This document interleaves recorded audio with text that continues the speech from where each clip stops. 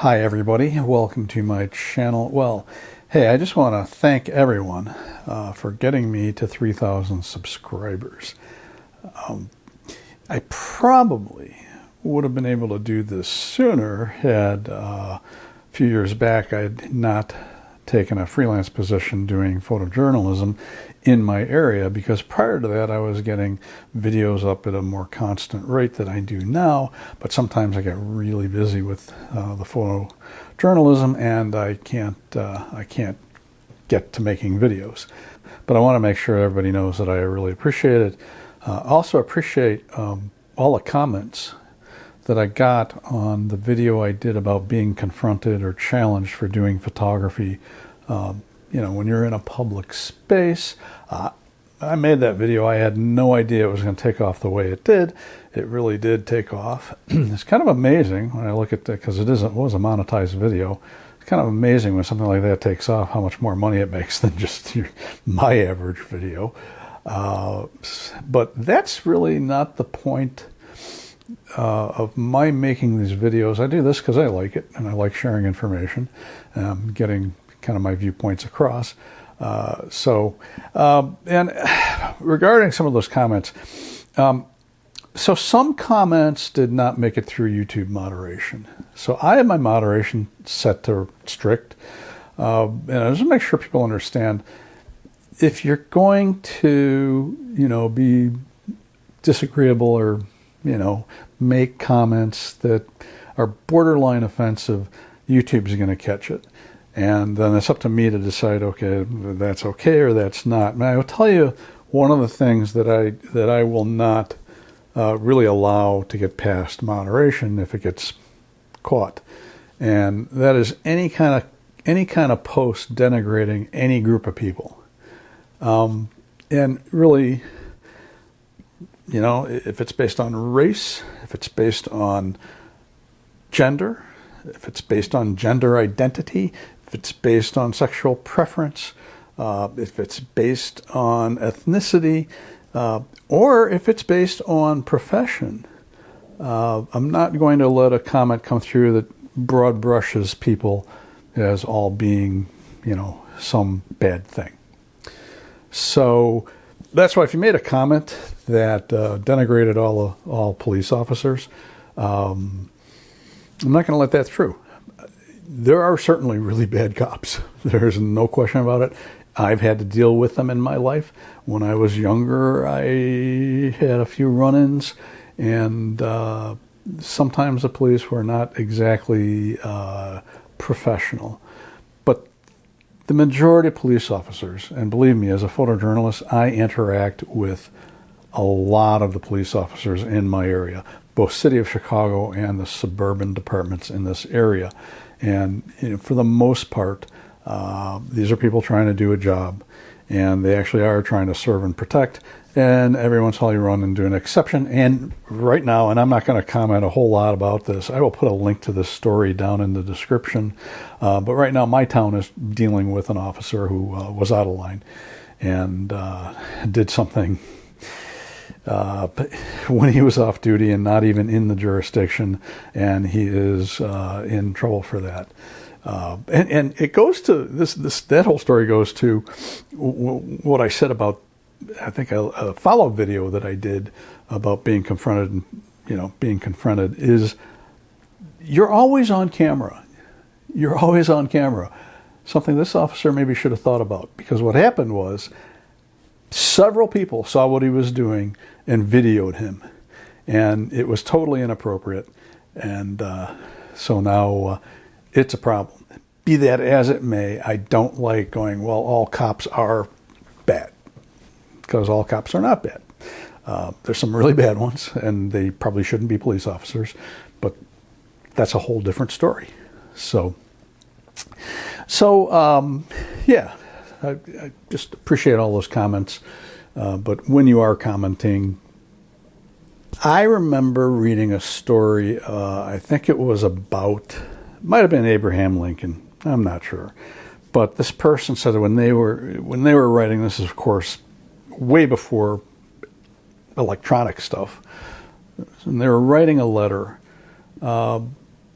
and they were getting kind of hot and bothered about something, they would always write that letter and read it a couple times and then toss it and then write it again. And every time they did that, calmed down a little bit and really toned down on the invective, which I think is a good idea. So when you do write a comment, maybe you want to read it a few times, and if it kind of gets on the edge, maybe think about finding another way to say what you want to say. So, big milestone, another big milestone. Beth and I just had an anniversary this week. We have been married for over 30 years. We've obviously known each other, been together for over 30 years. And, you know, I was thinking about it, and I even told her this. I said, I can't imagine what my life would have been like had I not met her. Because part of who I am is because of her. And we've just had a really great several decades together. And one of the things that I see now is we have young men who, I'm seeing these posts from incels, involuntarily celibate young men, who are bemoaning the fact that young women don't want to date them. And every time I see one of these videos, I'm like, well, there's some reasons why young women don't want to date you. And it's not a huge secret. If you're a bigoted, racist, misogynistic creep, young women are generally not going to date you. As a matter of fact, I saw this, I forget what platform this was on, but a young woman put this text thread up. So this guy had asked her out, and he wanted to take her to a particular restaurant, and for some reason, and I don't know, maybe she had been there before and didn't like it, and she was like, no, I'd really prefer to go to this place. And he was adamant about taking her to this restaurant that he wanted to go to. And she finally went, I'm sorry, we're not going to go out because I don't want to go there. And then he responded with this kind of sociopathic text saying that he was looking for a woman who was submissive and subservient to his needs and blah, blah, blah.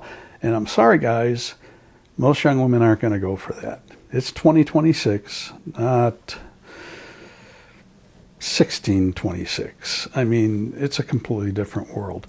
And I know I'm getting a little bit off my usual topics here, but I think we just are doing a really poor job of teaching young men and boys what it means to be a man. And what they're getting from this manosphere isn't it. I was raised by a World War II veteran. He'd been my father was a U.S. Army sergeant. He was a drill sergeant for a time. So he trained young men to go off and fight fascism and Nazism.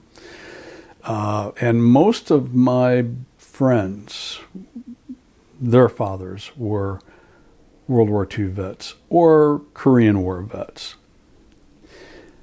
None of these guys were chest-beating alpha male types, but they were alphas. I mean, absolutely were alphas. They just didn't project that. And I think if you have to proclaim yourself an alpha, you're really not. You're really not secure. Because if you were secure, you wouldn't have to proclaim that. You know, you would just be quiet about it, be quietly strong, and understand that it's okay to be sensitive. It really is. Nothing unmanly about it at all. So, also regarding Beth's and my anniversary, so we went to a nice dinner in a local Forest Park, Illinois restaurant. Just want to let you folks know about that, because if you're ever in this area or you live in this area, you really got to check out this place. It's a Mexican restaurant on Madison Street in Forest Park.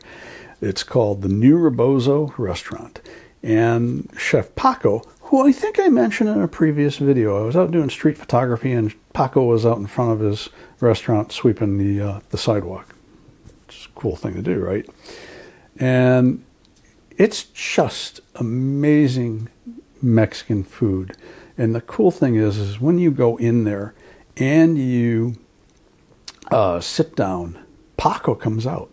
and he talks to you about his specials, and he has a tablet and he can show you pictures of the specials. And I have never had anything that Paco has made that isn't outstanding.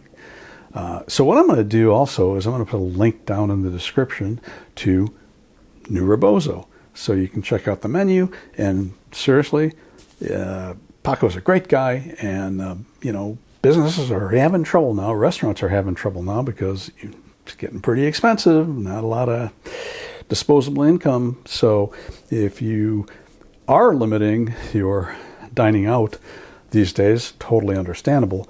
But again, if you are in this area or visiting this area, it's worth the trip. Anyway, next video, we'll get back to some photo stuff. I got some thoughts and opinions on Lumix L-mount and Micro Four Thirds and where things are going. I think we got some clues. I don't think everybody's going to be happy with what I have to say, but I think the handwriting is kind of on the wall. But stay tuned. We'll get to that next time. I'm Todd Banner. Have a great day.